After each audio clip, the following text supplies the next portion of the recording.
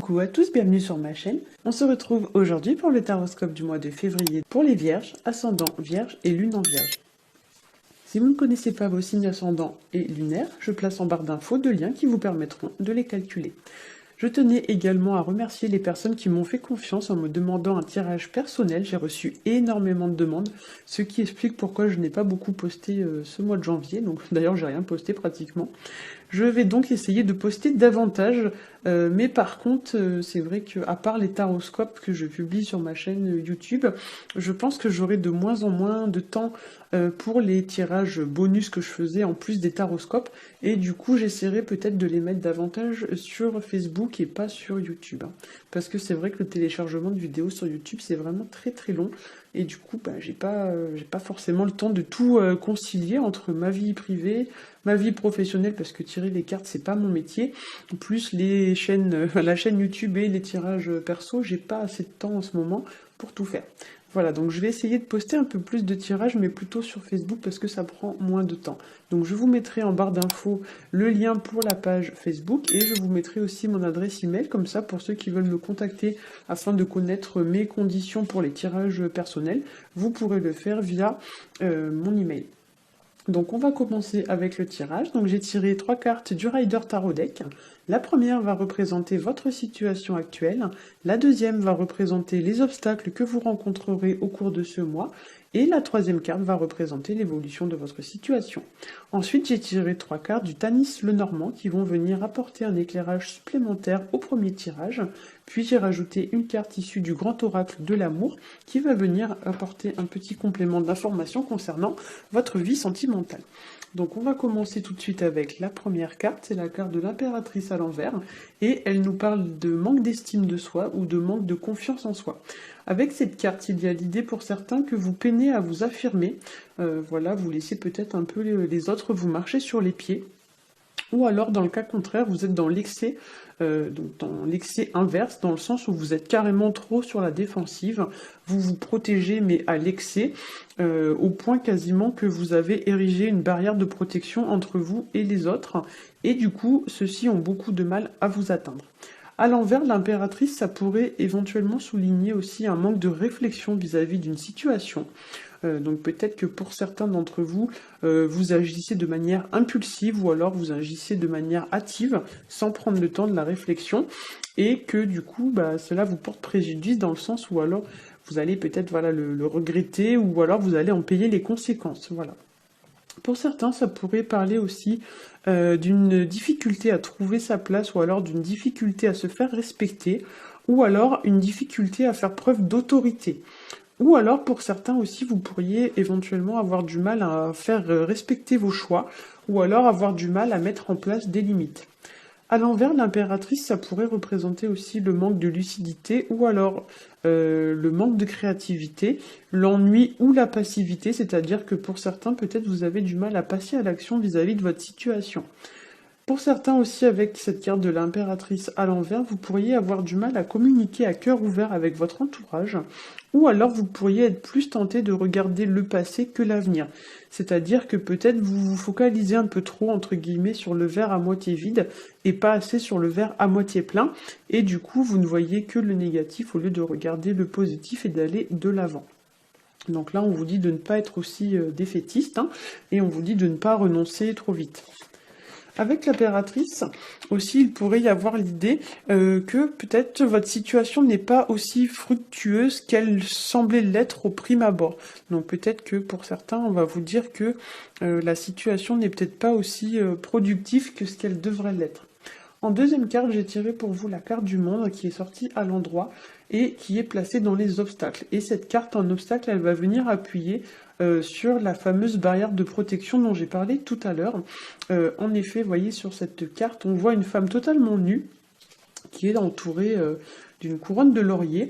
Et ici, sur cette carte, on aurait limite l'impression, vous voyez, que cette carte, elle représente un petit peu une femme nue autour d'une barrière. Il y a l'idée un peu d'une muraille comme ça qui vient l'encercler, qui vient la protéger, et qui peut-être empêche les gens de venir vers elle. Donc là, effectivement, pour certains d'entre vous, Peut-être qu'on vous dit de sortir un peu de votre coquille, hein, peut-être que vous êtes trop sur la défensive, trop isolé, trop en retrait.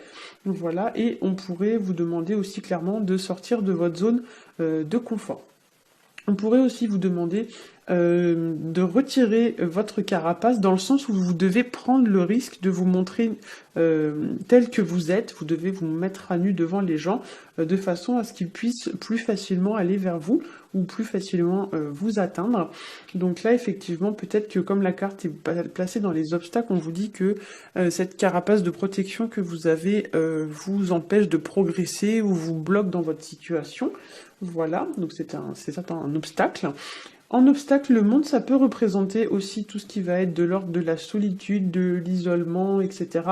Dans le sens où peut-être vous êtes un peu trop casanier et qu'on va vous inviter peut-être à aller davantage vers les gens, à sortir, etc.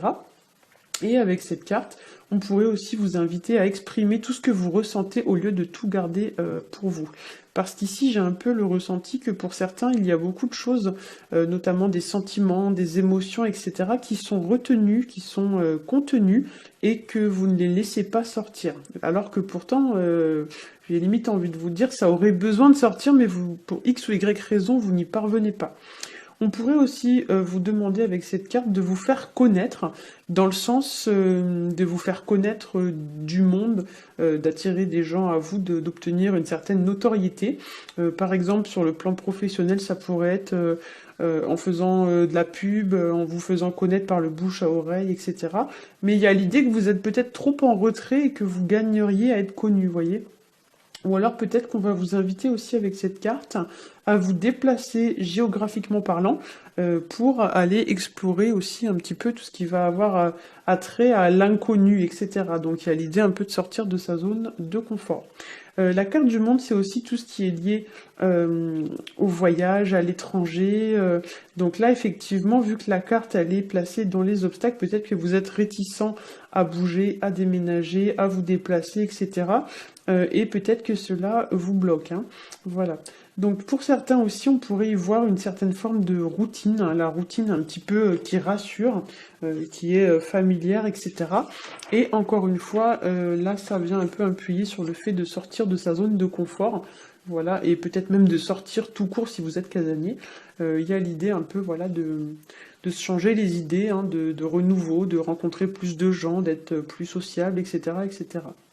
Là, l'idée que j'ai avec cette carte, c'est que pour certains, vous êtes complètement muré, voilà, muré dans votre petit cocon, hein, et à la manière de la chenille qui devient papillon, là, on vous demande de percer le cocon et de prendre votre envol, hein, voilà.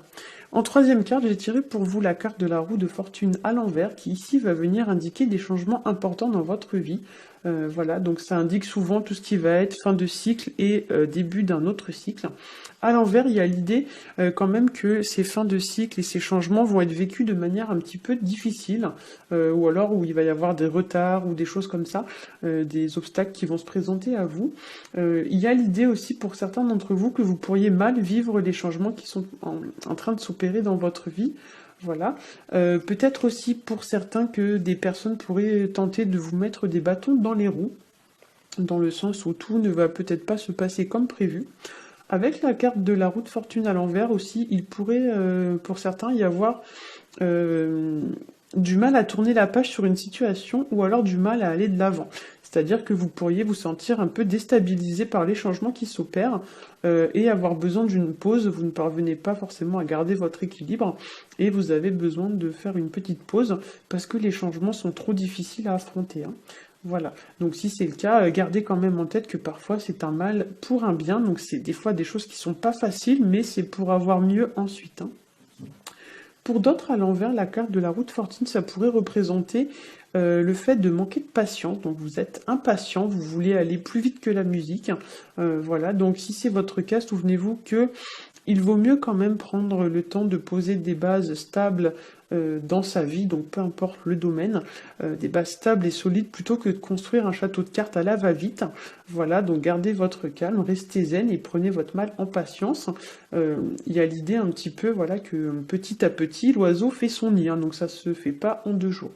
Avant d'entreprendre quoi que ce soit aussi, réfléchissez, ne vous lancez pas tête baissée et réfléchissez notamment aux conséquences sur le long terme, puisque la carte de la roue de fortune à l'envers, c'est tout ce qui a lieu, tout ce qui est lié au temps qui passe, mais vu que la carte est placée à l'envers, on pourrait dire que peut-être vous allez mal juger cette situation, donc prendre peut-être une mauvaise décision, et dans le temps, vous allez peut-être regretter. Donc, voilà. Hop, je suis perdue dans mes notes. Oui, voilà. Donc, comme je disais, vous pourriez peut-être le regretter plus tard. L'association de la carte du monde avec la roue de fortune à l'envers, ça pourrait aussi nous parler d'une certaine forme de reconnaissance ou de réussite, ou alors de célébrité, entre guillemets, de notoriété, qui est mal vécue dans le sens où peut-être ça vous met un peu mal à l'aise, parce que, je sais pas, moi par exemple, vous êtes quelqu'un de très discret qui n'aimait pas attirer l'attention sur vous, ou alors au contraire avec l'impératrice à côté de la roue, à côté pardon, de la carte du monde, on pourrait vous dire de faire attention à ne pas paraître trop prétentieux, trop orgueilleux, notamment si au cours du mois vous êtes entre guillemets mis en avant. Effectivement, il y a l'idée que peut-être ça pourrait se retourner contre vous. Voilà. Le monde, c'est aussi une carte de réussite, donc ici, ça pourrait nous signifier, comme la carte est placée en obstacle, que votre réussite, elle attire la convoitise et la jalousie, peut-être aussi les ragots, etc., de la part des gens, hein. Donc je pense notamment ici sur le plan professionnel. Donc par exemple, si ce mois-ci, vous avez réussi à décrocher une promotion, on vous dit que c'est peut-être pas le moment d'aller, entre guillemets, le crier sur tous les toits. Donc là, voilà, c'est juste un exemple, chacun d'entre vous adaptera en fonction de sa situation. Mais clairement, il y a un petit peu quelque chose de ce style-là.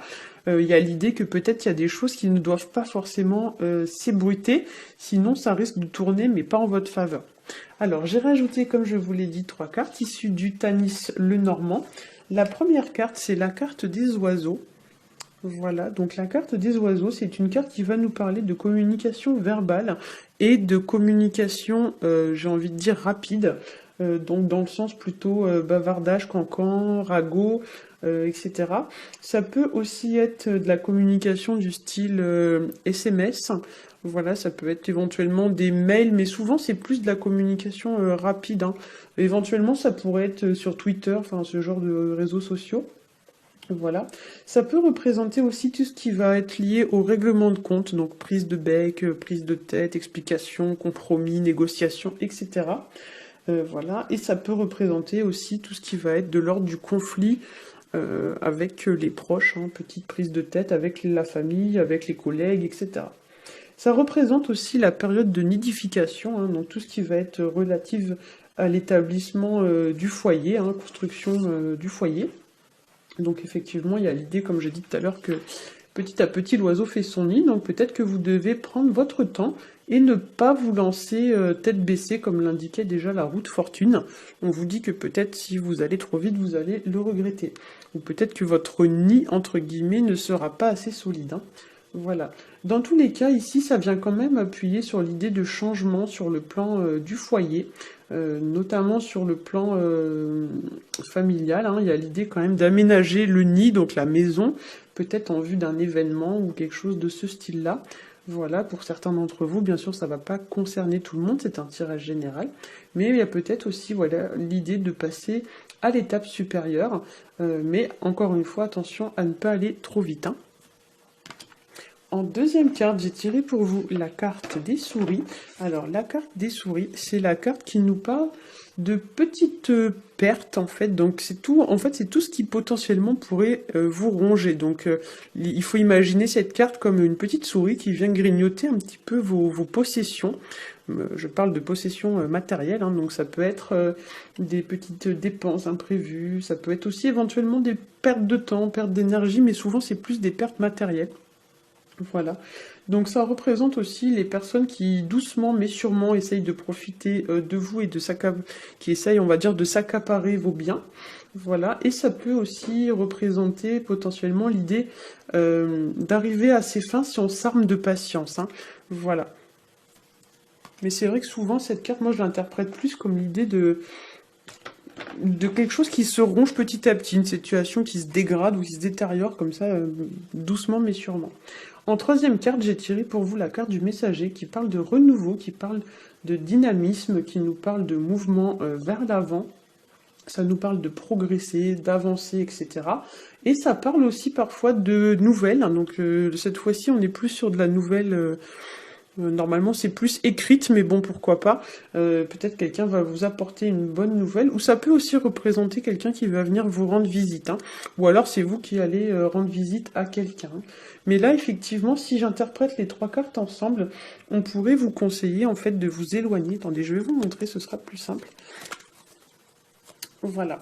En fait, on a ce petit personnage là ici qui semble un petit peu fuir les souris et les oiseaux.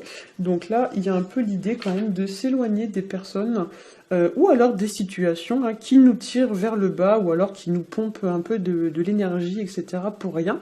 On pourrait vous demander aussi de tourner le dos au cancan, au ragot, etc. et de partir vers l'avant, donc d'aller de l'avant, de ne pas vous arrêter au premier commérage que vous entendez. Il y a l'idée aussi pour certains, comme je l'ai dit précédemment, de se focaliser sur le verre à moitié plein et pas sur le verre à moitié vide, c'est-à-dire que vous devez garder votre objectif en vue, voilà, et on pourrait vous demander aussi de mettre en place des actions. Ou alors, on pourrait vous demander de passer à l'action et de foncer au lieu de rester passif. La carte du messager, c'est une carte quand même qui est assez active, assez fougueuse, hein, donc c'est une carte très énergique. Donc là, effectivement, on vous encourage peut-être à vous détacher du passé pour vous focaliser sur l'avenir. Vous pourriez pour certains aussi recevoir soit des nouvelles, soit une visite, ou quelqu'un qui va vous permettre, par X ou Y moyen, d'aller de l'avant. Voilà, une proposition, une offre, je sais pas moi, n'importe quoi. Vous allez entendre parler de quelque chose via quelqu'un, etc., dans une discussion. Ou alors vous pourriez recevoir aussi une information ou une nouvelle qui va vous permettre de mettre un terme à des rumeurs ou à des ragots, des cancans, etc., ou alors encore vous allez recevoir une nouvelle qui va vous permettre de mettre un terme à une situation qui vous rongeait un petit peu le moral, hein, qui vous minait un peu le moral. En carte pour le conseil sentimental, donc j'ai tiré pour vous en carte issue du grand oracle de l'amour, la carte 24 qui s'appelle sincérité. Et ici, cette carte, elle vient à nouveau appuyer sur la nécessité de briser notre carapace et de nous montrer enfin tel que l'on est vraiment. C'est-à-dire que, comme le montre très bien la carte, l'heure est venue ici de faire tomber le masque. Un peu comme si vous étiez dans un bal masqué, en fait, on vous demande d'enlever votre masque et de vous montrer tel que vous êtes, hein, voilà, sans artifice, de façon authentique, hein, sans tricher, sans se camoufler, afin de rétablir une situation. Le vert ici faisant référence à tout ce qui est santé, il y a l'idée peut-être que pour certains, si vous vous montrez plus naturel, plus spontané, plus authentique, votre situation, entre guillemets, va guérir. Voilà. Pour certains aussi, donc je le redis encore une fois, vous devez peut-être oser sortir de votre zone de confort, innover, prendre des initiatives et vous mettre à nu, voilà. Et sur le plan numérologique, ici on est sur du 24, donc 2 plus 4, on est sur du 6. Et le 6, c'est un chiffre qui va ici nous parler d'harmonie, de choix, de paix. Donc ici, on pourrait vous demander peut-être de trancher une situation, de faire le bon choix, notamment si vous hésitez entre plusieurs options. Voilà, arrêtez de tergiverser et engagez-vous dans une voie définitivement, donc une bonne fois pour toutes. On vous dit peut-être aussi d'arrêter de vous dissimuler sous des apparences qui sont trompeuses et de faire des choix dans votre vie en vue de remettre celle-ci à l'équilibre. En fait, il y a l'idée que vous devez faire des choix visant à retrouver la paix et l'harmonie au sein de votre vie sentimentale. Voilà, j'espère que ce tirage vous aura plu. Si c'est le cas, n'hésitez pas à liker, à partager et à vous abonner. Pour ma part, je vous souhaite un très bon mois de février et je vous dis à bientôt.